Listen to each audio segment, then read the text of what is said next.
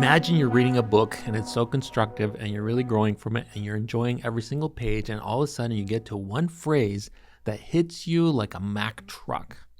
Hi, my name is Danny Chan. I'm the Executive Secretary at Southern California Conference, and this is the Ministry Path podcast, where we're finding meaningful practices and mentors along the ministry path. And if you're a ministry leader or a pastor and you've been following along, you know that one of the things that we do is we're trying to focus on the key issues that we're facing in ministry today. And as I was reading a book recently titled Kingdom Come by Reggie McNeil, it was speaking about what the church is like today. And it said this: the church, as commonly configured, is often centered on activities among church people, on church property, for church purposes, and can become focused on preserving and perpetuating the program. Wow, when I read that, I said, ouch, how much of my ministry has been focused in this way? How much of the church that I was a part of has often been focused on trying to organize, plan, and enjoy activities within the four walls of the church, as opposed to the Great Commission that is always asking us to be sent and to be reaching out and to find ways to connect with people in the community. So for today, I want to speak to you about community engagement and the role that that plays in the local church, and what focus we ought to have as it relates to ministry leaders or pastors in the local church. Because ministry is so all-encompassing. There's so many different dimensions of ministry that can literally swallow us whole. And unless we have crystal clear clarity about what we've been called to do and what we're supposed to focus on, it's very easy for us to kind of lose track of some of the main priorities that we're called to do in ministry, community engagement being one of them. Now, as we're trying to understand this topic of community engagement, I have to ask you a fundamental question that says, how does conversion actually happen? And what is the mechanism by which new people are added into the fellowship of the community of Christ? How is it that it actually happens? Well, as I was thinking about this question, one of the quotes from Ellen White comes to mind very, very easily, that says, "No sooner does one come to Christ than there is born in his heart a desire to make known to others what a precious friend he has found in Jesus. The saving and sanctifying truth cannot be shut up in his heart." This is a well-known phrase, a passage from Steps to Christ, page 79, that speaks to us about a fresh conversion, that new experience that we have, or that encounter where we renew our commitment to Christ, and all of a sudden there is born within us a desire, a palpable experience that we want to share with somebody new. We want to share the goodness of God. We want to share how God has sustained us, or we want to share this image of Jesus that's so beautiful that we want to share it with somebody. And we're going through our day, and if the opportunity is right, or we feel impressed to share something about what God has done in our lives, and then to do that repeatedly throughout the day, is a beautiful, beautiful result of a conversion or an encounter with Jesus. So that's one phrase that we think of, but what is the actual mechanism by which this kind of encounter is received by a new believer? Now, I want to talk to you about conversion as it relates to studies that have been conducted about how new believers come to a saving knowledge of Jesus Christ and in a community of believers. And I want to introduce you to Rodney Stark. Many of you know Rodney Stark is a sociologist who studies the mechanisms of Christianity and the history of Christianity, in particular how the early church flourished in the first century and beyond. And he says this about the conversion process. He says this: "For generations, it was assumed that religious conversions were the result of doctrinal appeal, that people embraced a new faith because they found its teaching particularly appealing. But when researchers finally studied conversion methods, what they discovered was that doctrines are of very secondary importance in the initial decision to convert." Now think about that. We're talking about, how does a new believer convert to a particular set of beliefs in a community. And it was assumed that the doctrinal portion was the most important part. So as these converts were studied and they were interviewed, and they asked him, what was it about this faith that caused you to want to become part of this community? They found that the doctrines were actually not the primary way that attracted them to become members of that community. Rodney Stark continues in the book Cities of God, page 13. He says, by now, dozens of close-up studies on conversion have been conducted, and all of them confirm that social networks are the basic mechanism through which conversion takes place. To convert someone, you must first become that person's friend. Now think about it. As people were polled, before they converted into a particular ideology, and then during and then after, they were asked. Initially, before they joined, they said, hey, what is it about this group that you really, really enjoy? What attracted you to this faith? And initially, when they were joining the church, they said, well, I really like the people. I really like the people. And then later, a year later, they were asked, what was it? And they asked them the same question. What was it about this group that drew you to it? Why did you join this religious group? And almost every single one of them said it was because the teachings were the truth, that I wanted to become part of this group because they had the truth. In other words, what happened in this conversion study is that they found that people were revisionistic in looking back as to why they joined the church. Whereas initially they said that they joined the church because they liked the people, they trusted the people.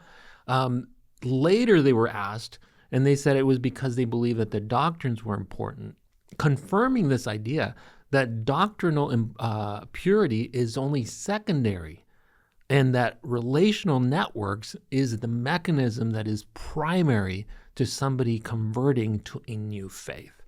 Now, it doesn't mean that doctrines are not important. It doesn't mean that doctrines are not the thing that they were looking for. It just means that the entry point into this newfound faith was a relational component and not a doctrinal component. Very, very infrequently do people say, you know what, today I am going to go out into the world and I would like to find truth, and whoever has the truth, I'm going to join that group.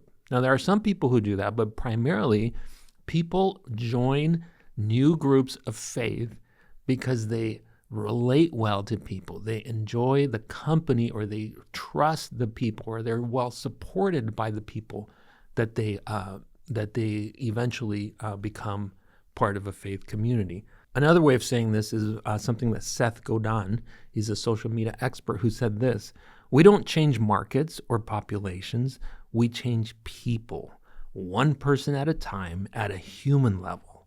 And often that change comes from small acts that move us, not from grand pronouncements.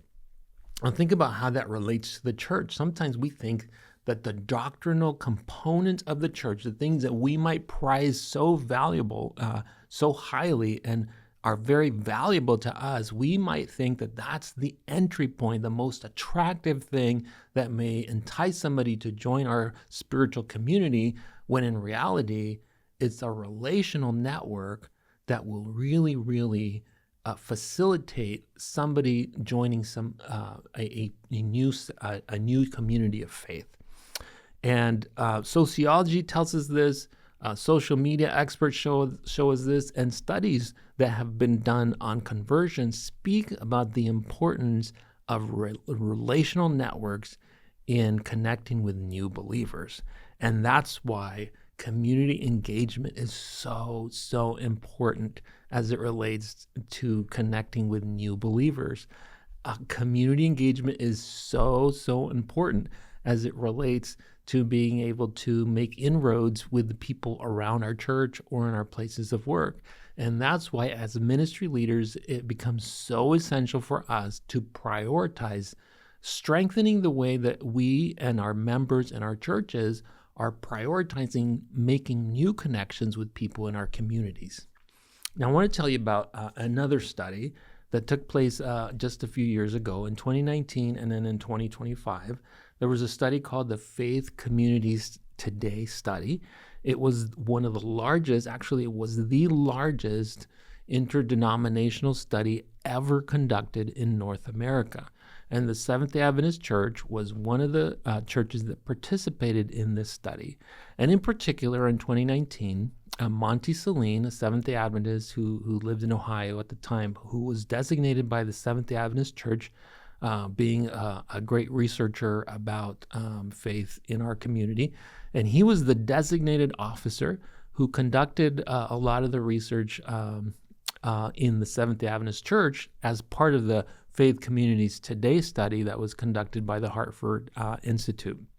And he was able to discover that there was a set of growing churches, growing Seventh-day Adventist churches, as compared to declining Seventh-day Adventist churches. And they were able to find three kinds of churches in this study that studied, in particular, Seventh-day Adventist churches. And they found that there were three characteristics of these churches. Number one, they found that there were some churches who were doing a lot of evangelism, but no community engagement. And they found that those churches were in decline. They also found that there were churches who were doing a lot of community engagement. They were relating well to community and very active in the community, but they weren't doing much evangelism. And they found that those churches, too, were in decline. And the most surprising thing about that is they found a third group of Seventh-day Adventist churches. They found that there was a group of Seventh-day Adventist churches that was doing both evangelism and community engagement, and they found that this group of churches was growing, and there were new members being added to the church. And when you combine these two ideas of community engagement and evangelism with the studies on conversion and how people join new communities of faith through their relational networks, you begin to understand that, yeah, that makes a lot of sense. It makes sense that people or churches who are making connections with non-believers, who are developing relational networks with non-believers, will have ready access when evangelism is presented to have new believers come, people who are already trusted in the community, be able to make an invitation to a non-believer to come to a evangelistic series or to begin a Bible study, personal Bible study walk with them. It makes sense that those people could have a greater likelihood of joining that community of faith because they've developed these relational networks. Here we see that it's very, very important to understand what Monty Celine said. He said, declining churches are the ones that eschew community service and focus entirely on evangelism, or eschew evangelism and focus entirely on community service.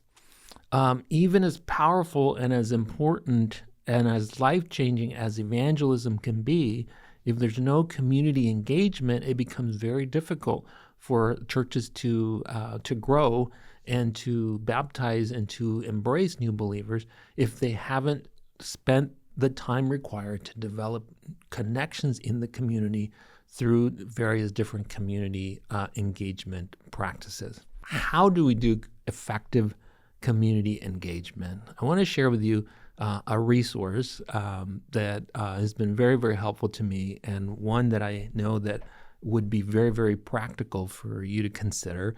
And if I had to recommend to you one book, one resource that you can grow with, that you can perhaps partner with someone in your church or partner with another pastor, or maybe start a small group in your church who can identify needs in the community and to be able to identify some of the gifting or resources in the local church, how can we best and effectively connect with our community?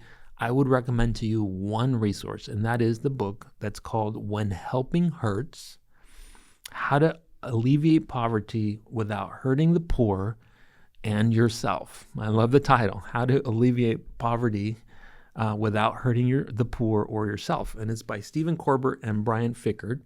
And this book very, very practically describes the process of identifying needs correctly in the community and the process by which faith-based organizations can actually meet needs without, should we say, alienating or hurting the people that we're trying to help. So I'll give you one quick example of some of the initiatives that church groups often try to implement in the local church that actually ends up hurting some of the people they're trying to help. So during Christmas time, there's a lot of toy drives or a lot of gift giving done by church groups in an attempt to, during the season of giving, connect well with some communities.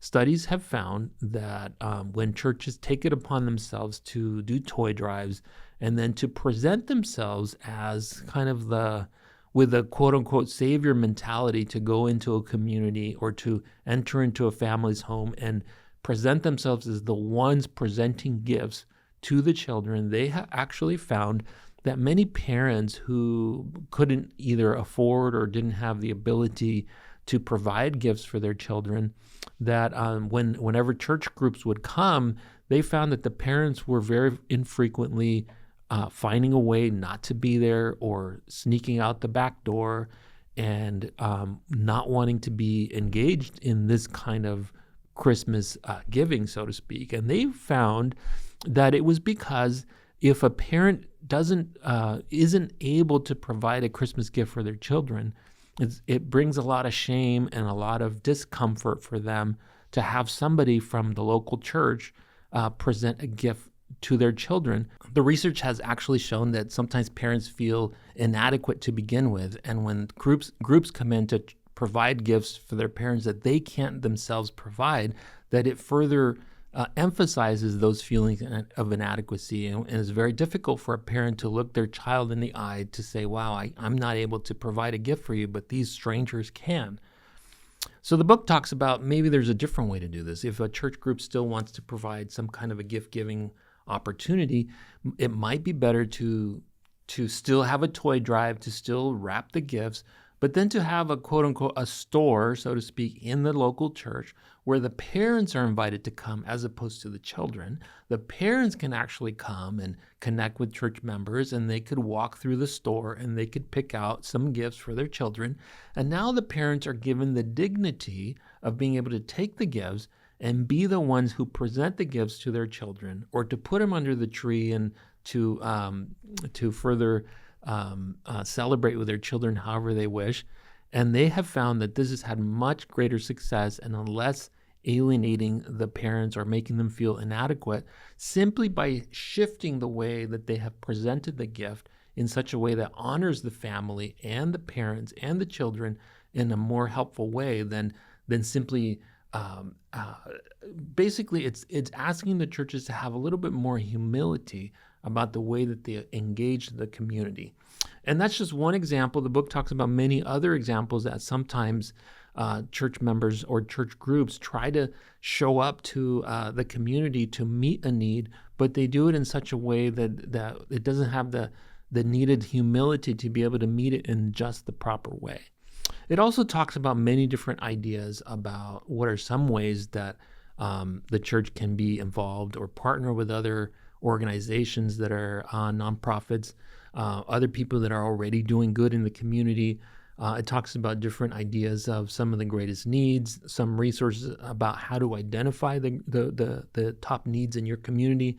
And so When Helping Hurts is an excellent resource that might be helpful to you as you consider new and better ways to connect with your community so that you can continue to develop relationships that will be essential in adding people to your faith community. Thank you so much for joining us. Just wanted to share that one resource with you. There are others on the way, and we just appreciate partnering with you on the ministry path, and may God bless you as you continue to engage others along the ministry path.